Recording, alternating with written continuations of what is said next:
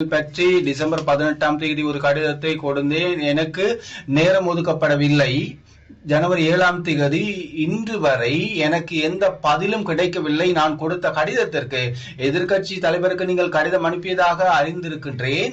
ஆனால் இன்றும் கூட எனக்கு பாராளுமன்றத்தில் உரையாற்றுவதில் சந்தர்ப்பம் கிடைக்கவில்லை. பாராளுமன்றத்திற்கு நான் யாழ்ப்பாணத்திலிருந்து வருகின்றேன். நான் மேலே பார்த்து கொண்டிருந்து வீட்டுக்கு செல்கின்றேன். எனக்கு பதிலை தாருங்கள்.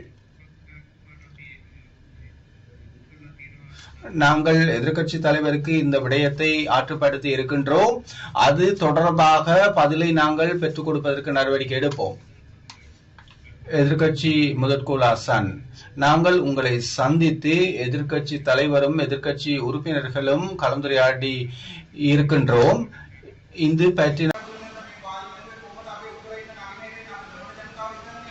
අපි සාධාරණයක් කරනවා කියලා පාර්ලිමේන්තුව ඇතුලේ මට මේක பாராளுமன்றத்தின் உள்ளே எனக்கு இதனை செய்ய முடியாவிட்டால் நான் வெளியில் போயிட்டு எப்படி நான் பணியாற்றுவது? எதிர்காலத்தில் நாங்கள் எப்படி பாராளுமன்றத்தில் உரையாற்ற முடியும்? எதிர்கட்சி முதற்கோள் ஹசன் கூறிய விடயத்திற்கு ஏற்ப இந்த அர்ஜுனா அவர்கள் தொடர்பில் ஒரு குழுவை நியமிக்க நாங்கள் தீர்மானித்திருக்கின்றோம். இது பற்றி ஆராய்வதற்கு. මන්ත්‍රීතුමා கௌரவ சபாநாயகர் அவர்களே, நான் பாராளுமன்றத்தின் உறுப்பினர் என்ற வகையில் உங்களது கவனத்துக்கு கொண்டு வர விரும்புகின்றேன். கடந்த சில வாரங்களாக குறிப்பாக ஊடகங்களில் ஒரு சில செய்திகள் வெளியாகின. பாராளுமன்றத்தில் பணியாற்றும் பெண் ஊழியர்களுக்கு பாலியல் தொந்தரவுகள் கொடுக்கப்படுவதாக செய்திகள் வெளியாகி இருக்கின்றன. சிலருக்கு எதிராக சட்ட நடவடிக்கை எடுக்கப்பட்டு இருக்கின்றன. சிலருக்கு எதிராக வேலை நிறுத்தம் செய்யப்பட்டு இருக்கின்றது.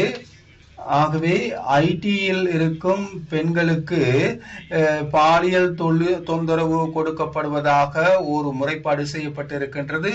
இது பற்றி பல முறைப்பாடுகள் கிடைக்கப்பெற்று இருக்கின்றன. தயவு செய்து இது பற்றி விசாரணை நடத்தி நடவடிக்கை எடுக்குமாறு நான் கேட்கின்றேன். பாராளுமன்ற உறுப்பினர்கள் என்ற வகையில் பாராளுமன்றத்தில் இருக்கும் இந்த உத்தியோகத்தர்களுக்கு இப்படியான தொந்தரவுகள் ஏற்படும் போது எமக்கும் அந்த கரிசனை இருக்கின்றது. அது பற்றி ஆராய்வதற்கு. ஆகவே இது பற்றி நீங்கள் நடவடிக்கை எடுக்க வேண்டும்.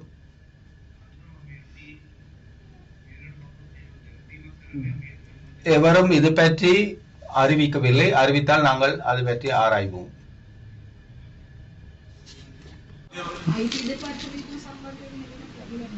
IT department சம்பந்தே